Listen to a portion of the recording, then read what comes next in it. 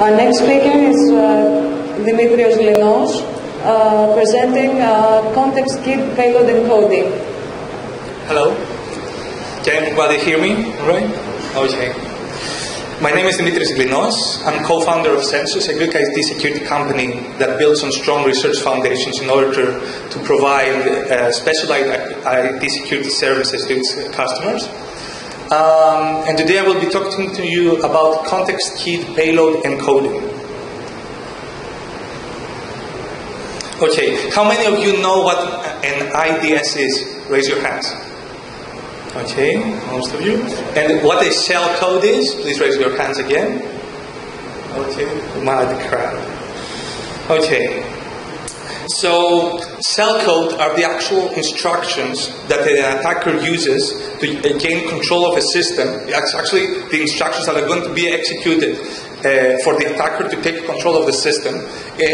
For example, in a memory corruption bug.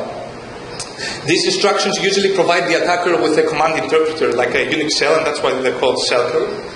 So, for those of you who don't know what an IDS system is, it's an intrusion detection system. It's a system that detects malicious activities by either examining a host environment, that's an HIDS, host-based IDS system, or the network traffic, that's an NIDS system, and that's usually part of your infrastructure as a guard in the perimeter.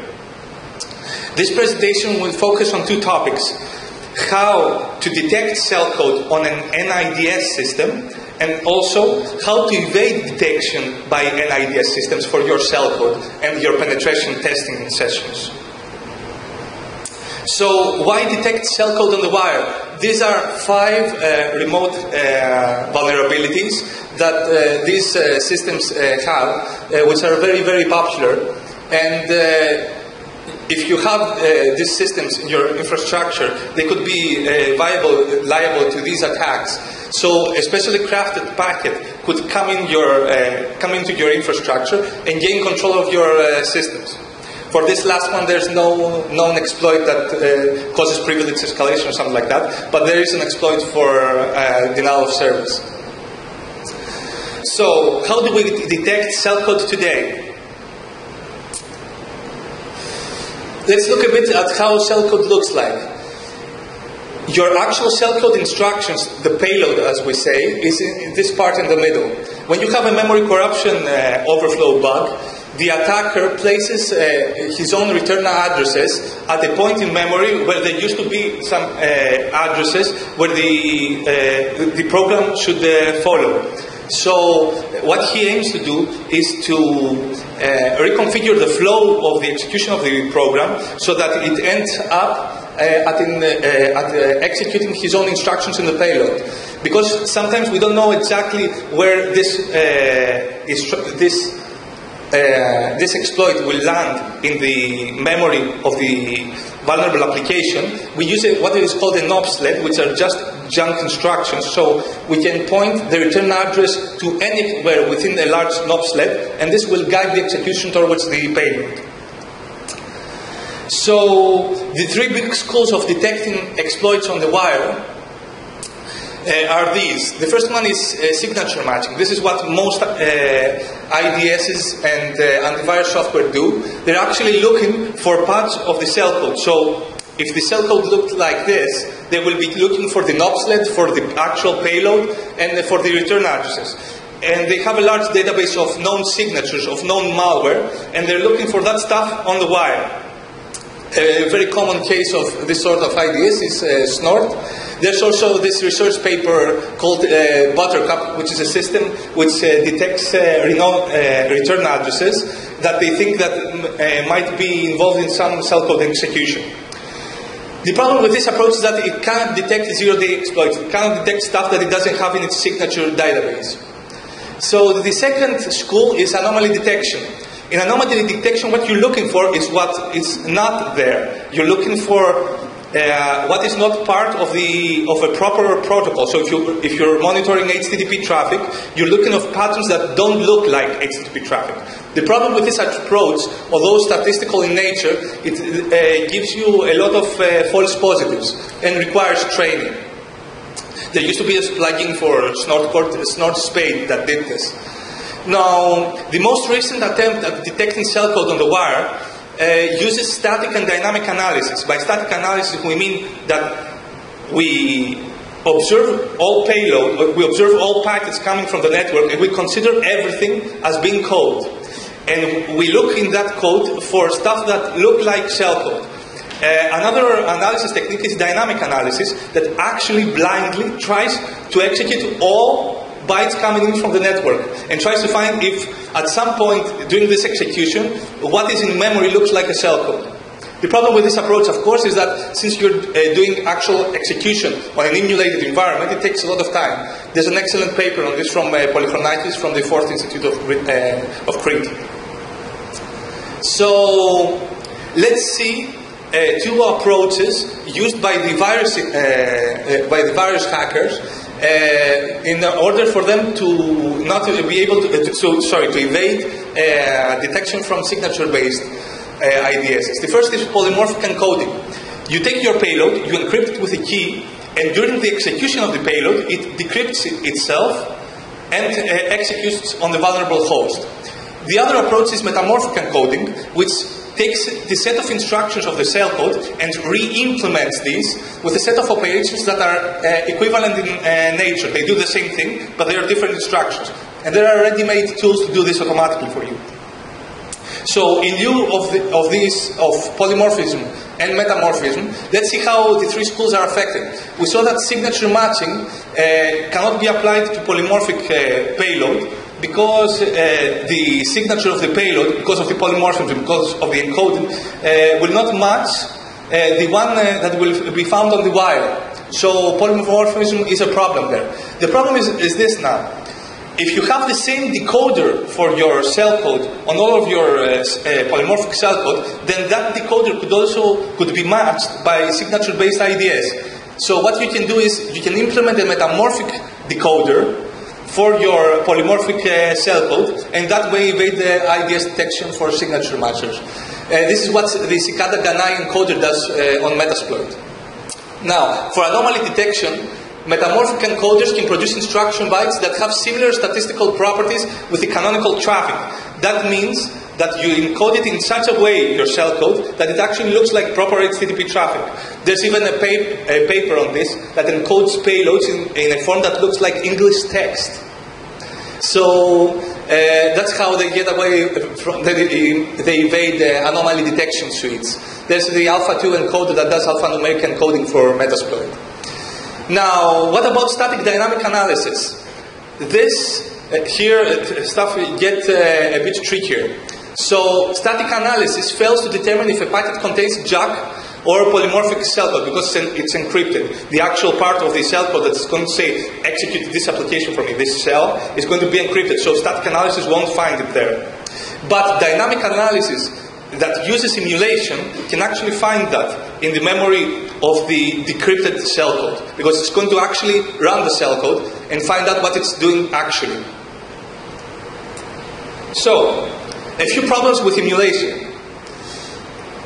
As we said, NIDSs guard the perimeter. So, NIDSs that have emulation support emulate packets that come in from the network blindly. This emulation happens on a fake environment that is just on the perimeter. They don't have access to the actual environment where the cell code is going to be executed.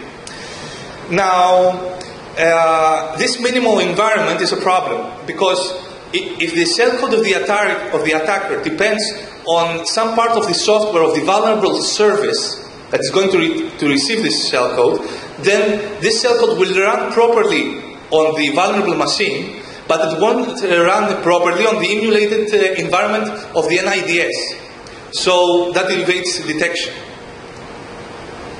Now, let's see what context-kit payload encoding is. This is a cell code encoding techniques that arose from this principle of IDS evasion. The main idea is to encrypt your payload with your favorite algorithm, say Cicada Ganai, for example. At execution time, you get the decryption key of your cell code from the environment of the vulnerable host. That's the basic idea. Now, one way of doing this is with a memory-based key, as we say.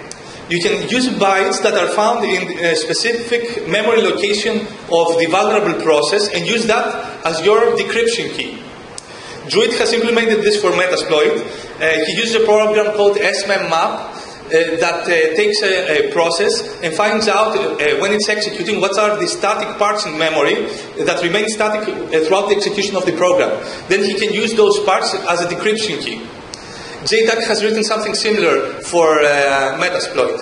So if we use this type of approach for our decoding, can we actually guess the bytes that a vulnerable process will have at a specific memory region on the vulnerable host? Well, we can do this for binary package for systems that use binary packages, because systems like that don't use position-independent executables have their executable part, their code segment, in the same memory region. So you can borrow bytes from there that you know they are going to be at a certain form, because you know from the binary distribution what kind of packet you have, what kind of package you have, and what kind of version of software you have. So you can actually see for yourself what values those bytes are going to have. And you can use that as a decryption key. But of course, on systems that use pi binaries and address space layout randomization, you're going to have an issue there. The second approach is based on features of the CPU. There's an x86 instruction called CPU ID, which you can use to get information about the processor. So what you can do is you can tie your cell code to a target machine and not allow your cell code to run on another machine, for example, the machine of an investigator. Our Branko and Itzik have used the vendor ID portion of CPU ID as a cell code encryption key in their papers in Troopers. I will be extending this to include all vectors containing basic processor information, which gives us a lot richer key. This gives us a key which is of better quality. We'll XOR this information and we use it as the decryption key. So can we guess this value, the CPU ID return value, on remote hosts? Well, if you have emulated systems, then sometimes the emulated system doesn't use the real CPU of the machine. It uses an emulated CPU. So all emulated CPUs that come from the same version of the same software have the same values. Also, there are standard server models that come with standard CPUs. So you can have a database of CPU features and look up what kind of CPU you need if you understand what kind of machine you're having on the other side. So the other approach is a temporal-based key, where what you're doing, this is an approach that actually, what we're doing here is we're using a decryption key that is there at the process memory for some time, for a particular time window. This is like a time-locked cell code for Doctor Who fans. So the Hydra cell code engine uses this approach. What it does is it executes the time system call and gets a few of its high-order bits and uses that as the decryption key. In our implementation, we will be using the 16 most significant bits, which gives our cell code a time span of 18 hours. So after those 18 hours, the cell code will not be able to re-execute on another machine or whatever. Can we actually guess the value of time on a remote server? Of course we can. Okay, in most cases we can. Is it so difficult for this system call to be emulated? Of course not. You can emulate easily the system call on your IDS system, so you can catch this kind of attack easily. And it's no problem for reverse engineers, because actually brute forcing or figuring out which the value of those bits is not a problem. Now, this is our new approach, which is introduced today. We're using data from metadata from the file system as the decryption key.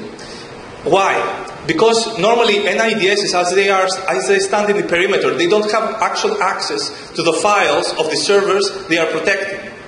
So we can make a context key from file system metadata, like for example from the return value of the stat system call. Good candidates are the size of a file and the last modification file, and then the last modification of the file. The size of the file because you can guess it for distributions that use binary packages. If you know what version, say, of Apache the server is running, then you know what the actual the actual size of the files is going to be. Also, the last modification time for Debian-based systems is the last modification time recorded by the package maintainers. You have that as well, so we can store this and make a context key. What happens if we start a file that we later rename or delete?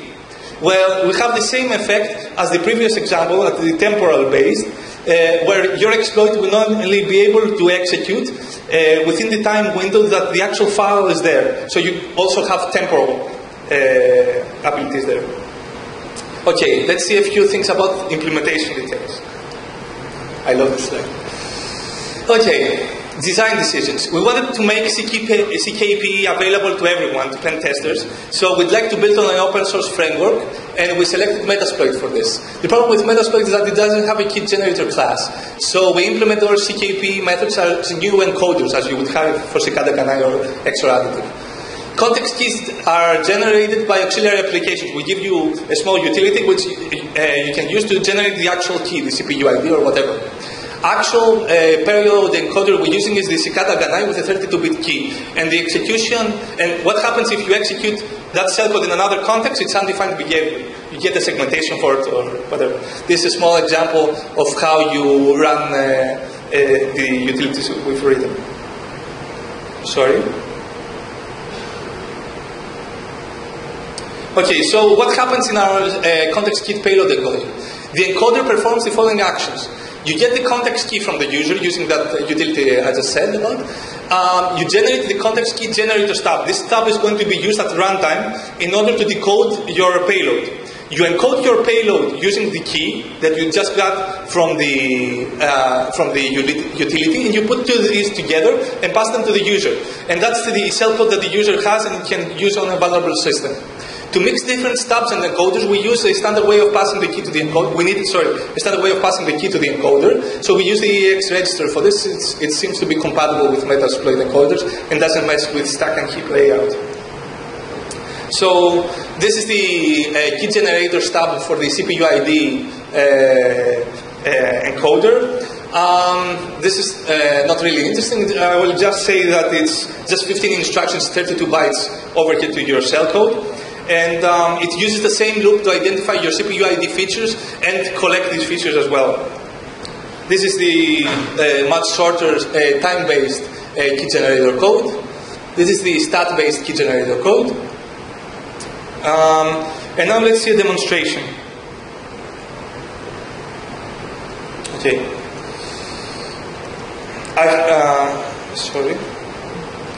I've prepared a few payloads for you. What I'll do is I'll generate dynamically a payload which is context key encoded with a CPU ID technique.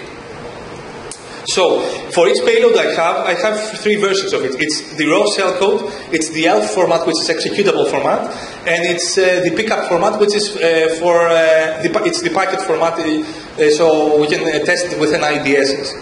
So if for example, let's see, the raw payload uses the Metasploit payload for Linux exec, which executes a cell. We can see it here.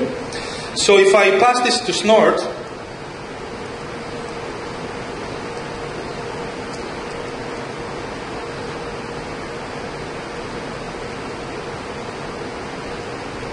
take some time to.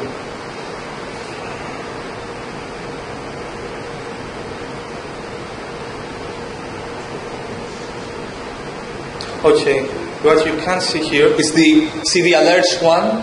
That means it actually found something suspicious. So if I check my Snort alerts, it says it's actually found executable code. That is what we expect, since this is not an encoded format, it's the raw format for the payload. Okay. So let's encode this with the Cicada Ganai encoder of Metasploit and see. The payload is the payload Cicada pickup. Let's see what Snort finds here. Now this is the same cell code, but in a polymorphic format.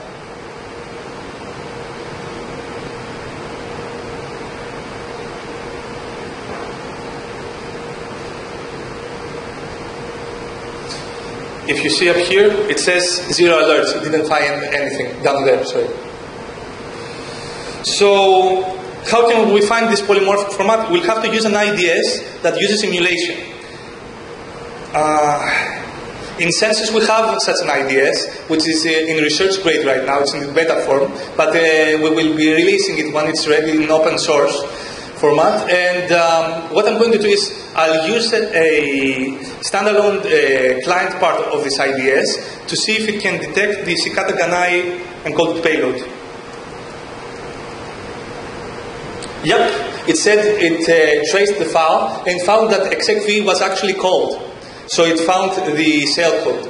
Okay, let's see now what happens if I actually give the context keyed payload to this kind of emulating IDS. No threat was detected. It didn't manage to detect the threat. Why?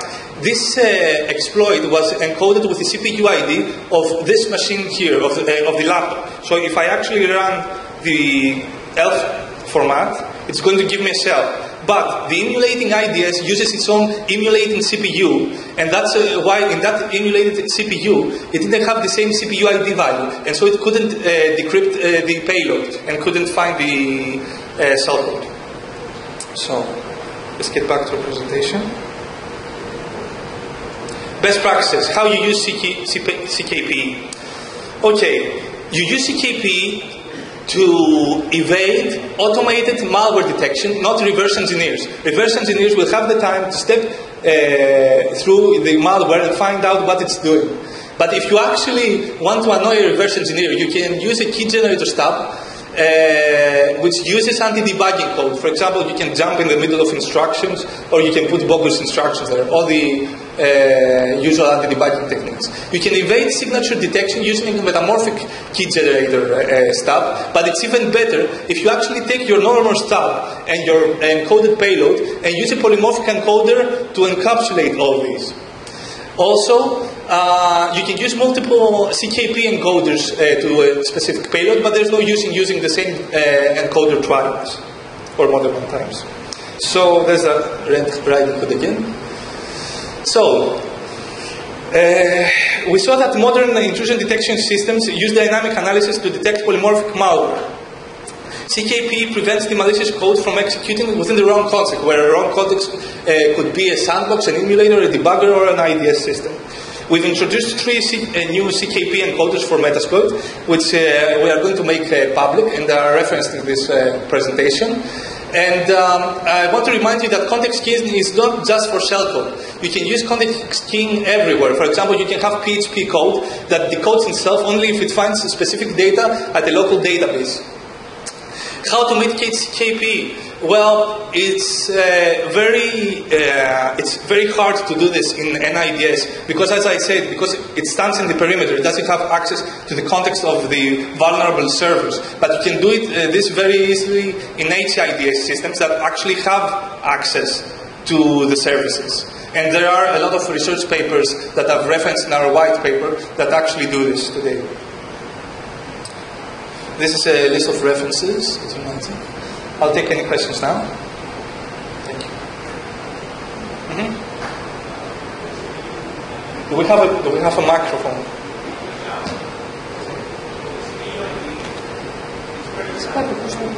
Sorry?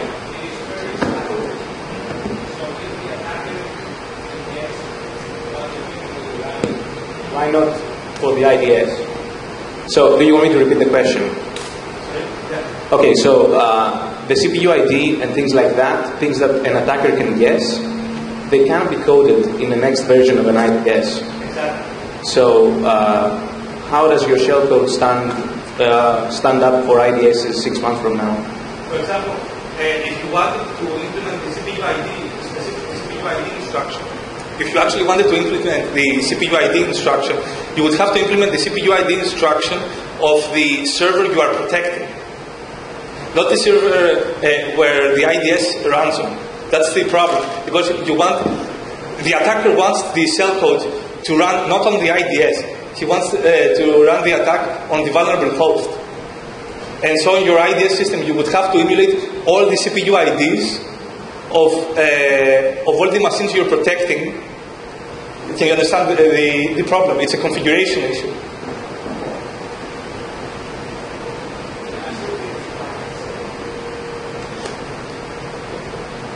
If you're doing... Sorry, I still think it's a finite set. How many are they? 10, 20? CPU IDs? Yes. No, they're very different. It's a model of, it's a model of Intel. Okay, when I'm saying CPU ID, I'm not just saying the Intel word. I'm saying the full feature set of the CPU ID. And how will the attacker know that? Sorry? How will the attacker know that? Sorry, how will the attacker know that in advance so that he will encrypt his payload, the shellcode with that? As I said, in order to do that, you either have to run the actual utility on the vulnerable host, say from some other exploitable vector, or you will be able to do that by having a database of known vendor products, or if the host is running in an emulated environment, you already know that, because there are specific CPU IDs for emulated environments. Unfortunately, we have no more time for additional questions. We'll be having a couple of drinks later, so you can Thank you very much. Talk to Dimitris and catch up with him.